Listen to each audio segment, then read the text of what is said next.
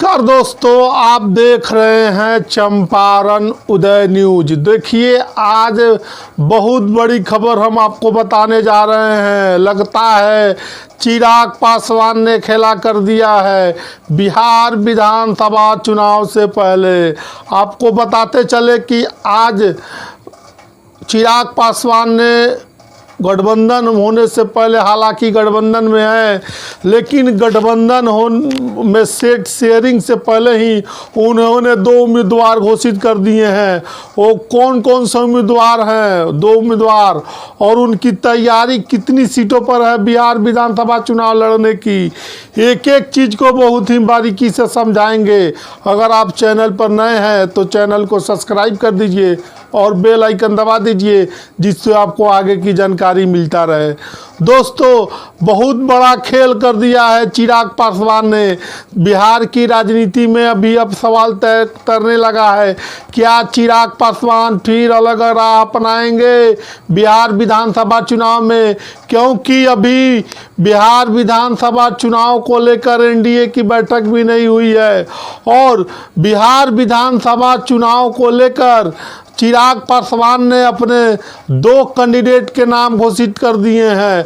वो कौन कौन से नाम है, एक नाम को हम आपको बताएंगे, और कितने सीटों पर लगभग उनकी तैयारी है, इस चीज़ों पर भी हम प्रकाश डालेंगे। दोस्तों, चिराग पासवान, अब इसमें कहीं दुमत नहीं है कि चिराग पासवान ने, आप देखे होइएगा 2024 के लोकसभा चुनाव में चिराग पासवान ने 100% स्ट्राइक रेट के जरिए उन्होंने 5 सीटें चुनाव लड़ने के लिए मिली थी, और 5 सीटों में से उन्होंने 5 सीटें जीती और 100% स्ट्राइक रेट किया।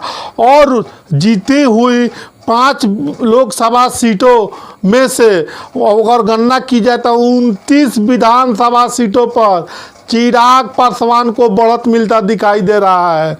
और आपको बताते चले कि चिराग पासवान उसी को लेकर प्रतिबद्ध है कि हम बिहार विधानसभा चुनाव में 30 सीटों से कम पर चुनाव नहीं लड़ेंगे। जैसे उनके जीते हुए लोकसभा चुनाव के अनुपात में जो विधानसभा सीटें आती है। दोस्तों, अभी आपने कुछ दिन पहले देखा होगा कि चिराग पासवान की पार्टी की झारखंड में राष्ट्रीय कार्यकारिणी की बैठक होती है, और उस बैठक में ऐलान किया जाता है कि बिहार विधानसभा 2025 के चुनाव में चिराग पासवान की पार्टी 50 विधानसभा सीटों पर चुनाव लड़ेगी।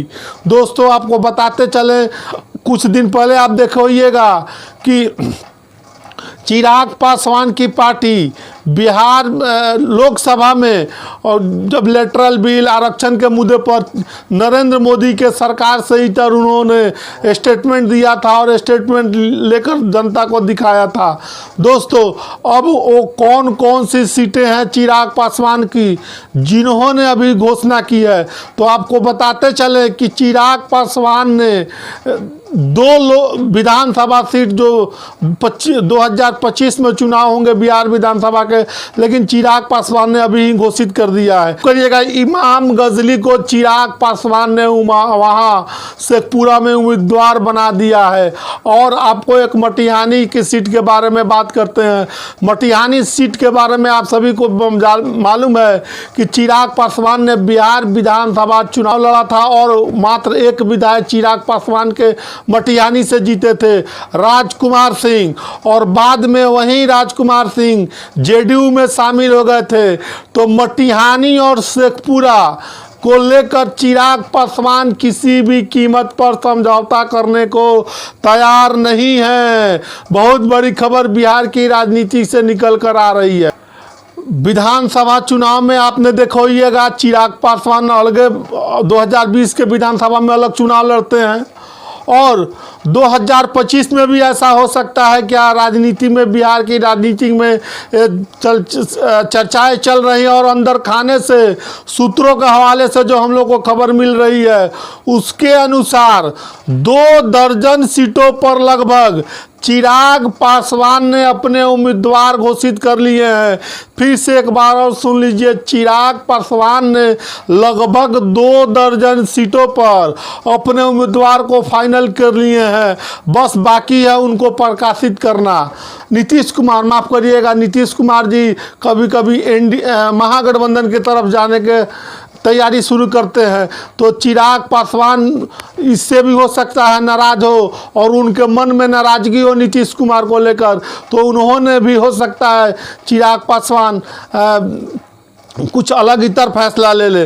दोस्तों, बिहार की राजनीति में और चिराग पासवान की राजनीति को लेकर बिहार में बहुत बड़ी खबर निकल कर आ रही थी, और एक खबर थी कि चिराग पासवान ने 2 विधानसभा सीट पर अपने उम्मीदवार घोषित कर दिए हैं, शेखपुरा और मटिहानी को लेकर, और साथ ही लगभग 2 दर्जन सीटों पर भी उनकी उम्मीदवार लगभग फाइनल हो गए हैं, जैसे कि सूत्रों के हवाले से जानकारी मिल रही है, हमारे पॉलिटिकल सोर्स की जानकारी मिल रही है। तो दोस्तों, आपको बताते चले कि अभी ये बिहार की राजनीति से बहुत बड़ी खबर निकल कर आ रही थी, तो हमने आपको बताना उचित समझा है। बाकी आप क्या सोचते हैं, कमेंट सेक्शन खुला हुआ है, कमेंट करके ज़रूर बताइएगा कि वीडियो कैसा लगा। मिलते हैं अगले वीडियो में, तब तक आप सभी का बहुत बहुत धन्यवाद।